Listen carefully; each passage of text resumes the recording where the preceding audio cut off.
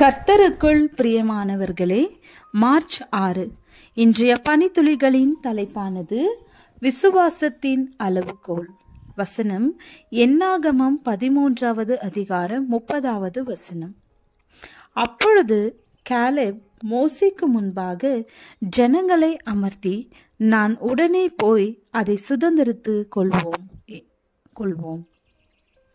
மோசே கானான் தேசத்தை சுற்றி பார்க்கும்படி ஒவ்வொரு பிதாக்களின் கோத்திரத்திலும் ஒவ்வொரு பிரபுவாகிய புருஷர்கள் 12 பேரை தெரிந்து கொண்டார்.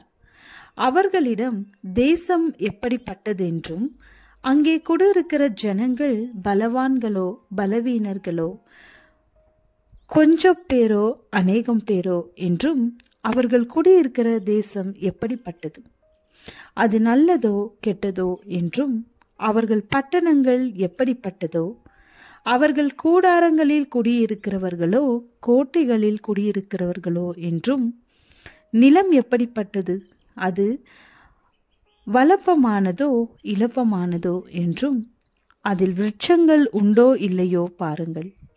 தைரியம் கொண்டிருந்து தேசத்தின் கனிகளிலே சிலவற்றை கொண்டு வாருங்கள் என்றான். தேவன் அந்த தேசத்தை இஸ்ரவேலர்களுக்கு கொடுப்பேன் என்று வாக்கு பண்ணி இருந்தும், பின்னே ஏன் அந்த தேசத்தை சுற்றி பார்க்கும்படி பிரபுக்களாகிய 12 பேரை தெரிந்து கொண்டு அனுப்பப்பட்டார்கள்? வாக்கு பண்ணின தேவனை விசுவாசிக்காமல் அப்படி செய்யப்பட்டதா? அல்ல, மாறாக அனுப்பப்பட்ட பிரபுக்களின் விசுவாச அளவு தெரிந்து கொள்ளவே அனுப்பப்பட்டனர். விசுவாச பரீட்சை தேவன் பேரில் அல்ல, மாறாக அனுப்பப்பட்டவர்கள் மேலேயே உள்ளது. நம்முடைய பரிசுத்த வேதாகமம் சொல்லுகிறது, விசுவாசிக்கிறவன் பதறான். இப்பொழுது அனுப்பப்பட்டவர்கள் என்ன செய்தி கொண்டு வந்தார்கள், அந்த செய்தியை கேட்டவர்கள் என்ன செய்தார்கள்? 40 நாள் சென்ற பின் திரும்பினார்கள். ஒரே குலையுள்ள ஒரு திராட்சை கொடியை ஒரே தடியிலே 2 பேர் கட்டி தூக்கி கொண்டு வந்தார்கள்.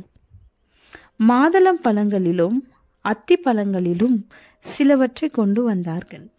அது பாலும் தேனும் ஓடுகிற தேசம்தான். அங்கு குடியிருக்கிற ஜனங்கள் பலவான்கள். பட்டணங்கள் அரணிப்பானவைகளும் மிக பெரியவைகளுமாய் இருக்கிறது. அங்கே ஏனாக்கின் குமாரனை கண்டோம். அந்த ஜனங்களை எதிர்க்க நம்மால் முடியாது. அவர்கள் நம்மை பார்க்கிலும் பலவான்கள். அந்த தேசம் தன் குடிகளை பட்சிக்கிற தேசம். அந்த ஜனங்கள் எல்லோரும் மிகவும் பெரிய ஆட்கள், ராட்சசர்கள். அவர்கள் பார்வைக்கு நாங்கள் வெட்டுக்கிளிகள் போல் இருந்தோம் என்று 10 பேர் துர்ச்செய்தி பரவ செய்தார்கள். அப்பொழுது சபையார் எல்லோரும் கூக்குரலிட்டு புலம்பினார்கள். ஜனங்கள் அன்று ரா முழுதும் அழுது கொண்டிருந்தார்கள். 10 பேரின் பேச்சு எந்த விதத்திலும் சாதகமாய் இல்லாமல் போனாலும், நாம் உடனே போய் அதை சுதந்திரித்து கொள்வோம், அதை எளிதில் ஜெயித்து கொள்ளலாம் என்றார் காலேப். இதுதான் தேவன் பேரில் உள்ள பற்றும் அன்பும் விசுவாசமும் ஆகும். நாம் காலேப்களா? நம்மை நாமே சோதித்தறிவோம். ஜெபம். உலகமே எங்களுக்கு எதிராய் இருந்தாலும் உம் பேரில் உள்ள எங்கள் விசுவாசம் வளர உமது கிருபை தேவை. ஆமென்.